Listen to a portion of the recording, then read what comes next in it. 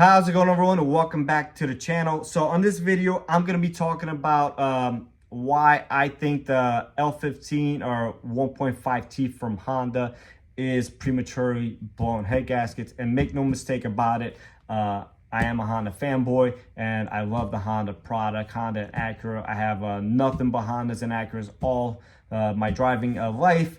So this is not to bash on Honda.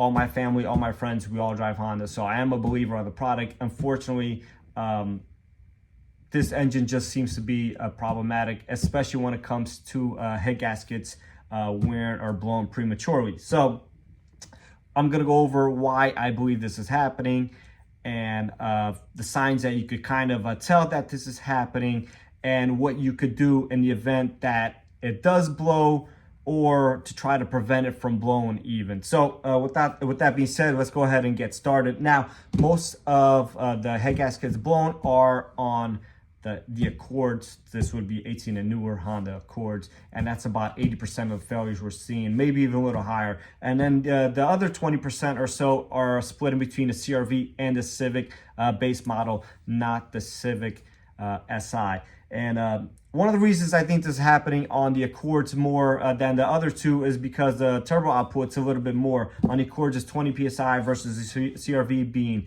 18.5 and a Civic being 16.5. Now the Civic SI is about 20 PSI as well. And the reason why I think that's not happening as much on the SIs is I've actually had one, but majority, they're not being as effective, not on stock power levels, obviously. 9 out of 10 people buying a Civic SI are going to be enthusiasts and use higher octane fuel, which is one of the reasons why I think is happening. So with that being said, I'm going to go ahead and show you a clip real quick that I took at work. And this is one of the reasons why I believe that the head gaskets are blowing. All right, so another issue with these L15s or 1.5Ts is these grooves right over here in between the cylinder walls. And this is causing a void. Obviously, the gasket can't squeeze into there, can't fit in there. So this pocket or groove, whatever you want to call it, right in here is a problem by design and definitely causing an issue. And I was speaking to somebody who builds these engines for a living, and he says even with head studs, eventually they end up blowing until you do sleeves, which eliminate this groove right in here. And only then does he see them no longer leaking or blowing head gaskets at that point. So as you can see there, that groove that is in between the cylinders is supposed to be for a cooling feature, but I think it's actually causing the issue. And I have a head gasket here. This is from a 1.5T in Accord, and you can see it's starting to blow here. And this is most commonly where they blow between cylinder 2 and 3, and between 3 and 4 is already starting to blow as well. And you can see the cutouts for the grooves here in the cylinder, the cylinder walls. So number one reason, or not number one reason, one of the reasons is those grooves that I showed you in that clip. One of the second reasons is these head bolts are way too thin, and the metal's way too weak, and it's just not strong enough, not enough clamping force, and causing them to just stretch real easily.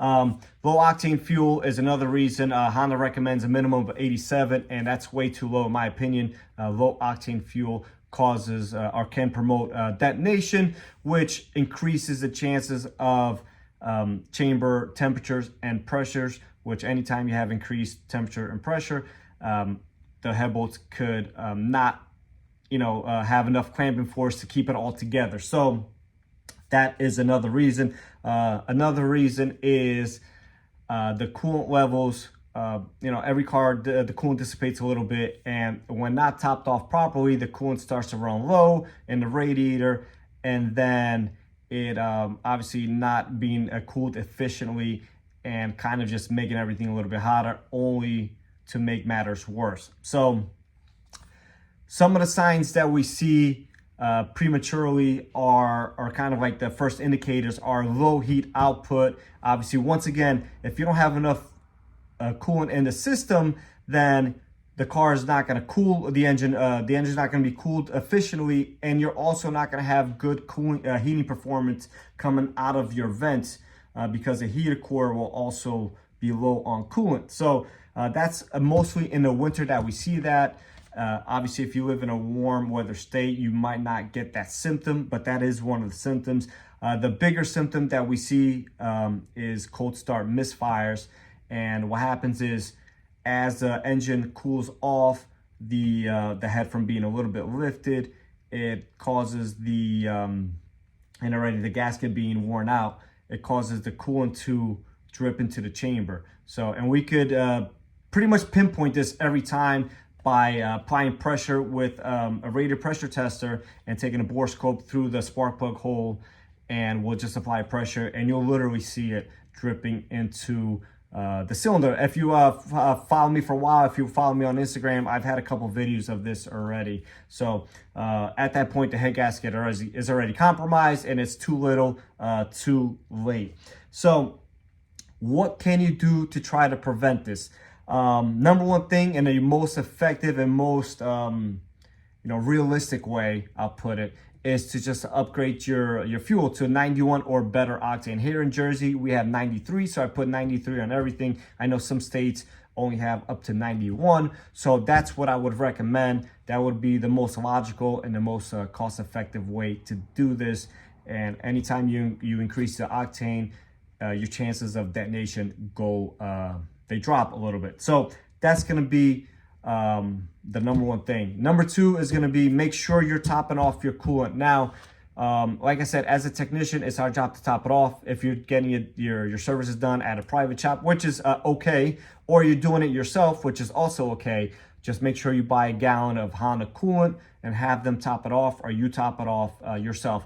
Honda coolant is blue. Don't use anything else. Don't use the green stuff, orange, or yellow. That stuff's super corrosive, and that will only cause another set of issues that you don't want to be having. So obviously that would be the three things. Now, and this is all assuming your engine is stock. If you're upgrading, then you're talking a totally different ball game. If you're installing K-tuner or anything like that. Now, if you want to be a little bit more aggressive, some guys are installing aftermarket head studs, and this is an aftermarket head stud from TSP, and these are $349 plus tax and I believe shipping. And these are made out of a much stronger metal. They screw into the block. They have an Allen key over here so you can time secure properly, and then they have a washer and a nut. And I'll get to why these are important in just a little bit. People are doing this in two different ways. One of them, in my opinion, is the wrong way, but some people are taking them out one by one and installing them one by one. And I don't really like doing that, although some guys have had some success doing that. The proper way would be to do a head gasket job at that point, if you were especially planning on modifying your car, and take out the head, replace all the head studs, install a new head gasket, and you should be good to go, or at least a lot more power than the stock head bolts would allow you to. So if your head gasket happens to blow and is covered under warranty, now they're gonna obviously use only Honda parts, and they would either reuse the bolts or get new bolts. They wouldn't use head studs like these.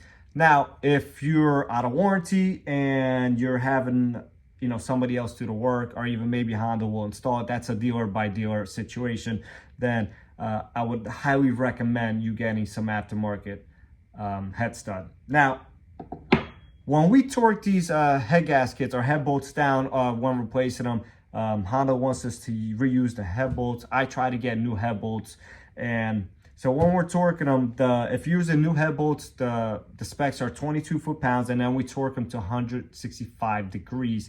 And when we reuse them, again, the same 22 foot-pounds, but we're only torquing them down to 140 because they've already been stretched once, in theory, right? So on average, what that translates to is 48 to 62 foot-pounds of torque. Now, that's not a lot, and there's a big range. So when you install an aftermarket head stud, we are torquing these down to 70, which is a couple of pounds tighter, obviously, but more importantly, it's consistent across the whole the head. Now, when we're using Honda head bolts, sometimes we'll have one at 42, one at 45, one at 50, then one at 62, and then back down to 45. So it's really inconsistent, and I really don't like that. But being a Honda tech, I have to do what a Honda allows me to do, and obviously I'm not gonna be having the power to install aftermarket head studs.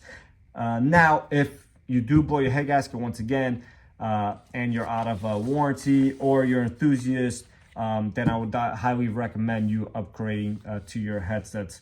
Now, I know some people are going to be out there saying that, well, my car's got 160,000 miles and I never had any issues, and that may be the case, but the fact that we are seeing a huge surge in head gasket premature being worn out is a concern. And as a consumer, you should know that going into a car purchase or anything like that. Like I said, some of these stuff that I suggested definitely will prevent it from happening, at least in the early, in the earlier mileage. Anything turbocharged is gonna have more wear than a naturally aspirated engine. So this stuff will happen even on the Accord 2.0s. Down the road, they're going to be blowing head gaskets, which is kind of expected, just not at such an early mileage and at such a consistent basis. So that's going to be it for the video, guys. I know some of you are going to have a very different opinion on this, and I have some guys that kind of don't agree with me at all. Even call the engine phenomenal, which is just ludicrous to me. Once again, I am a Honda fanboy and I do love the product. Unfortunately, the L15 just ain't it, not in my opinion at least, and a lot of people share that same opinion. Now, I don't know if Honda plans on doing anything about it in the future. I can't speak for them, but this is a problem in my opinion, and I just don't know how they're going to address this, if at all. With that being said, guys, thanks for watching. Please like, comment, and subscribe, and stay tuned for more videos just like this one.